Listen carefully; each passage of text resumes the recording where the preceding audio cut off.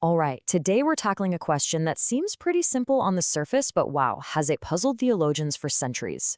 We're diving into a paradox about time, eternity, and the very identity of God. So here's the central question, the real mind-bender. We know the second person of the Trinity is eternal, right? But has he always been the Son? Is that father-son relationship something that existed forever, before time was even a thing? Or is it a role he took on when he entered creation? That's the mystery we're going to unpack today. So here's our game plan for piecing this incredible puzzle together. First, we've got to set the stage and talk about the limits of our own understanding. Then we'll jump right into the two main views at the heart of the debate. And you'll see, the key to unlocking it all comes down to two very specific words. Once we get those defined, a really powerful synthesis starts to emerge. And you'll see why this isn't just some abstract idea. It honestly changes everything. Okay, so before we even try to find an answer, we have to start with a little bit of humility. I mean, we are creatures of time trying to get our heads around a God who exists completely outside of it. Think of it like this. We're living inside this bubble of time and space that God created. We can only know what He decides to reveal to us from the outside. And what that means is our knowledge is always going to have some boundaries. We're never going to have the full blueprint. The prophet Isaiah gives us this just powerful image to frame our whole perspective.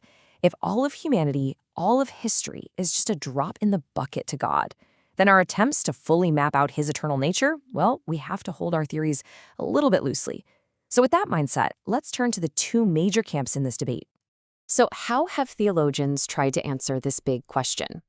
Well, it basically boils down to two competing views that have really formed the heart of this entire debate for centuries. So on one side, you've got eternal sonship. This view says, nope, the father-son relationship is absolutely timeless. It has always existed within the Godhead from eternity past. And on the other side, you've got temporal sonship. This view argues that the titles Father and Son are actually tied to a specific mission that began in time, when the second person entered our world. So let's look at this eternal sonship view first. Proponents of this view argue that the second person was always the only begotten Son. It's just part of His very divine nature. So when He entered creation, He wasn't becoming the Son for the first time. He was just adding a new role to His resume, you could say, the firstborn Son, which signifies His authority over everything that was made. And supporters of this view, they point to verses just like this one. In this prayer, Jesus is talking about a glory He shared with the Father before the world was even a thing. For them, this is pretty clear proof of a pre-existing, eternal father-son relationship. Now, let's flip the coin.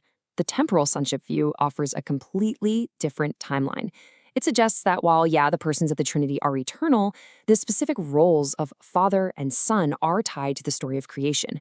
In this view, Son is a title the second person took on specifically for His mission here on Earth. It's an incarnational title. And people who hold this view often highlight this verse right here. That word today seems to pinpoint a specific moment in time. They interpret today as the incarnation, or maybe the resurrection, a moment in history where this sonship was officially declared, not something that was just an eternal reality. You can really feel the tension between these two positions, can't you? So what do we do? How do you possibly reconcile these two views? They seem to be in direct conflict.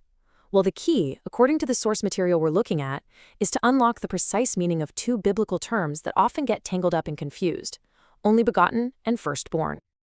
Okay, first let's tackle only begotten Son. In the original language, this means so much more than just only child. It really means unique or one of a kind. It speaks to His eternal divine nature as the Creator Himself. He's the only begotten because there is literally no one else like Him. He is God. And next we have firstborn Son. Now this is absolutely crucial. This title does not mean He was the first thing God created. Not at all. It's a title of rank and preeminence within creation. It points to His role as the supreme heir, the head of a brand new creation, a status that was fully and publicly confirmed at His resurrection. Okay, so with these two definitions in hand, only begotten as divine essence, firstborn as created role, the paradox suddenly starts to resolve. The two competing views, they're not a contradiction. They're actually two parts of the same incredible story. Let's just walk through this timeline. Step 1. In eternity, you have the second person coexisting with the first, totally equal, totally uncreated. Step 2. The incarnation. When he enters creation as a man, his divine, one-of-a-kind nature is revealed as the only begotten Son. Step 3, the resurrection. This is the moment he's confirmed as the firstborn Son, the head of the new, redeemed creation. And all of that leads to step 4, our adoption. This whole journey creates the very path for believers like us to become adopted sons. And this verse right here is the anchor for that third step. It explicitly links his appointment as the Son of God in power directly to his resurrection from the dead.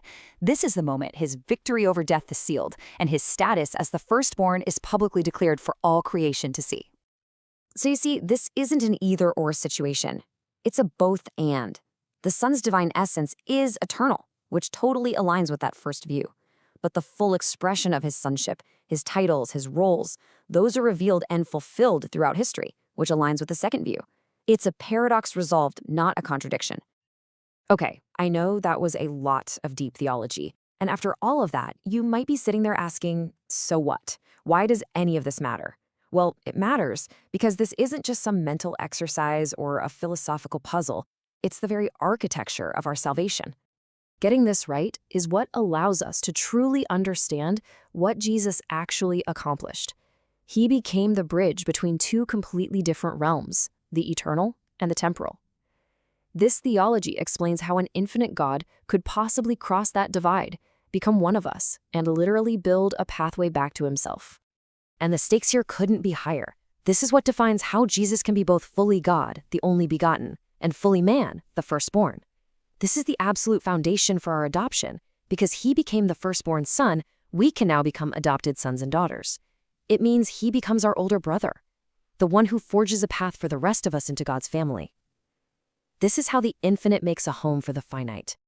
So we're left with this final, profound thought to chew on. If God's eternal plan required the second person to step into our world to fully realize the title of son, then creation isn't just some random backdrop to the story. It's the very stage where God chose to reveal the depths of his own nature. And if that's true, what does that say about the purpose of our own time-bound lives?